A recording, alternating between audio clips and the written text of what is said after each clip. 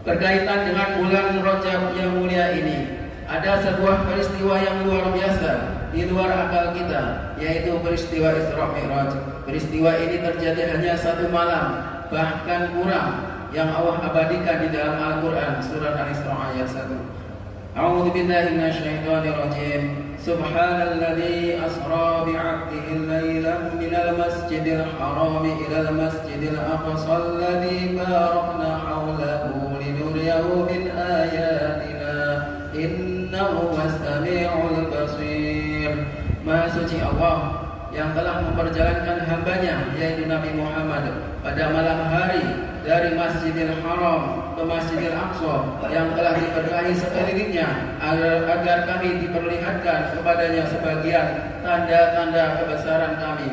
Sesungguhnya Dia Maha mendengar, Maha melihat. Peristiwa Isra Mi'raj ini adalah salah satu mukjizat Nabi Muhammad SAW.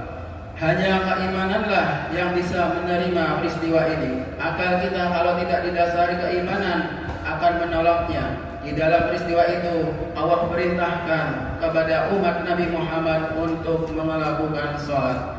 Dan sholat itu sendiri suatu ibadah yang luar biasa dibandingkan ibadah yang lainnya.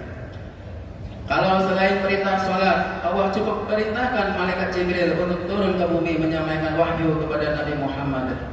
Tapi perintah sholat, Allah perintahkan Jibril untuk menjemput Nabi Muhammad untuk menghadap Allah langsung. Peristiwa Isra Mi'raj terjadi setelah Nabi Muhammad hijrah dari Mekah ke Taif untuk tujuan mentauhidkan masyarakat Taif. Beliau bersama sahabat beliau, yaitu Zaid bin Harithah radhiyallahu anhu. Tapi apa balasan dari orang Taif kepada beliau? Beliau dan sahabat beliau mendapat perlakuan yang buruk. Ada yang melempari beliau dengan batu sampai kedua kaki beliau berdarah. Dan sahabat beliau yang berusaha melindungi beliau harus mengalami luka sobek di bagian kepala. Setelah berlari sekian lama dari kejaran orang-orang Taif, akhirnya Rasulullah dan sahabat beliau berlindung di kebun korma milik Utbah bin Rabi'ah. Singkat cerita dari peristiwa itu, akhirnya beliau dan sahabat beliau memberanikan diri kembali ke Mekah dengan suaka jaminan keamanan. Setelah peristiwa itu, Nabi Muhammad di-Isra Mi'rajkan oleh Allah. Ulama-ulama ada yang mengambil hikmah dari peristiwa itu.